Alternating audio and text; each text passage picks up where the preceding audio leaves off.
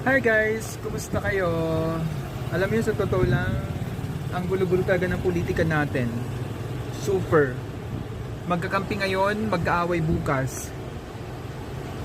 Hindi katulad ng dagat. Meron siyang sariling direksyon. Ayan o. Tingnan nyo yung alon. Isang direksyon lang siya papunta dito. Magulo, pero meron siyang isang direksyon. Yung pupunta ng dalampasigan.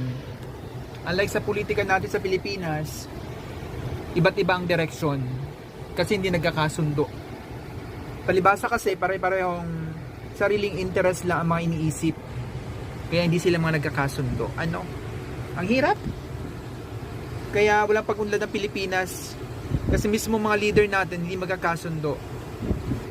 Tapos syempre tayo naman mga butante, boto ng boto sa mga magugulong